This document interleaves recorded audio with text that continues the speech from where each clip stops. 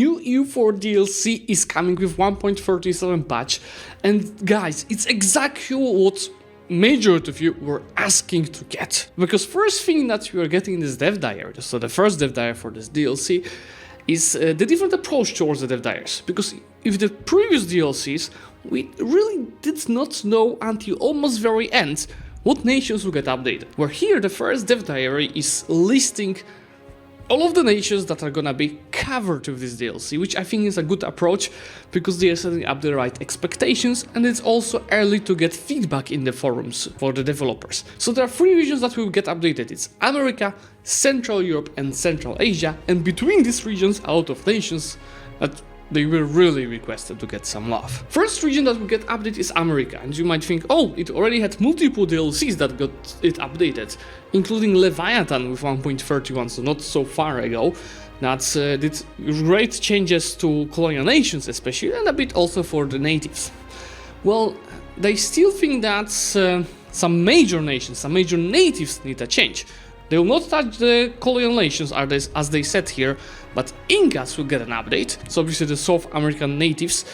Based on what they are saying here, they will get a new mission tree. Just a reminder, this is the mission tree that they have right now, so it could be better and bigger. With the new mission tree, they will get a path to unite the region, exploit the gold and other trade goods, honor the Son of God Inti, so I assume the religion is gonna get reworked, and prepare for the upcoming invasions. Well, the question is it an invasion on you or by you on the Europeans? When we go to Aztecs, and they are kinda revealing that there might be special units of Jaguar warriors that were just established around that time period. So the DLC will probably be all about uniting the Mesoamerica, emphasizing a bit of differences between different nations in this region as they were not so similar as they are in EU4. There will be a new system of tributaries through the Flower Wars. Now it's just vassals that we're having, so we might assume that might be new special type of the subjects that Aztecs will receive. Blood sacrifices and preparing the Aztec society to face the newcomers from Europe, so similar to Incas. Mayans always felt like they're not getting enough of love, so they will get it at last. And their mission tree seems to be all about preventing the collapse of their civilization and called the post-classical age. So there will be more flavor and paths to unify their neighbors under their rule, and ways to take advantage of the Yucatan jungle and profitable trade regions. So maybe we'll get death cost modifiers for the jungle, etc. We'll see. Second region, and more interesting, is Central Europe. And based on what they are saying here, they want to cover nations that should have received more love in Domination DLC, but they didn't have enough time and resources to touch these countries. So for Central Europe... How to piss off a Polish person 101. Oh man, I just visited Poland. I sure loved that Eastern European country. Central European! They are specifying 3 regions that they want to cover and multiple nations within them. So we've got Austria getting some love, even though they have a great mission tree from Emperor, Netherlands and formable Germany, which also has contents from Emperor, but the mission tree of Germany could have been bigger.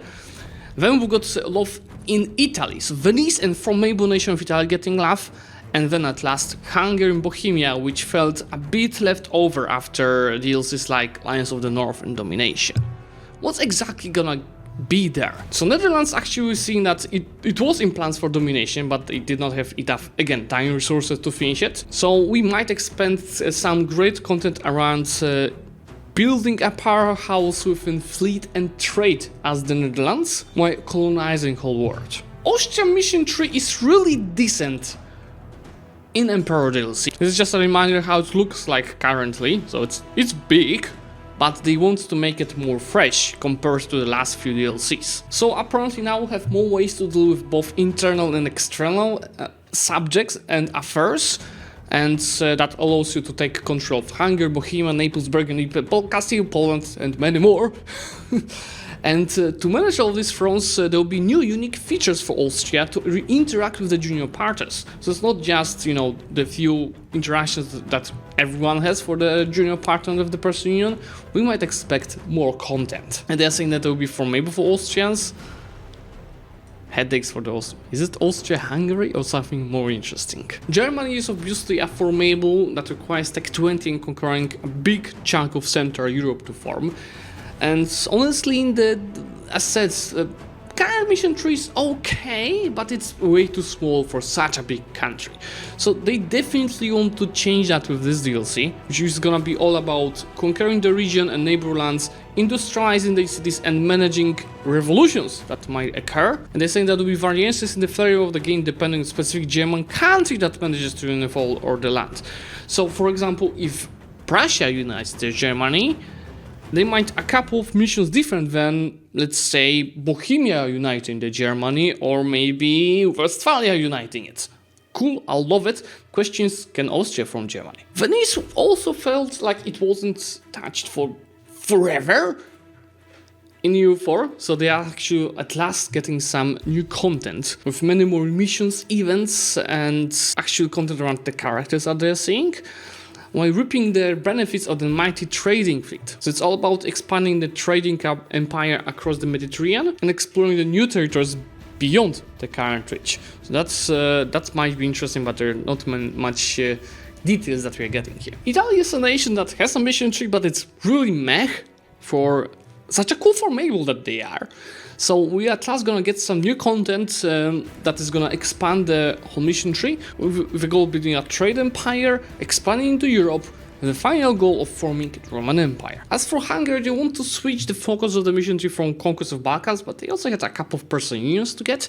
They want to switch it to a bit different kind of expansion, where they will be heading towards Poland and confronting Poland, Austria, the Ottomans, and even some different territories as Teutonic Order and Naples. And at the same time, the mission tree goal will be also to give you more flavor in taking care of your internal affairs, which were interesting in that time period for Hungary, and in improving your infrastructure and economy. Bohemia, I think mission tree of Bohemia is pretty cool, but again, old compared to the recent ones.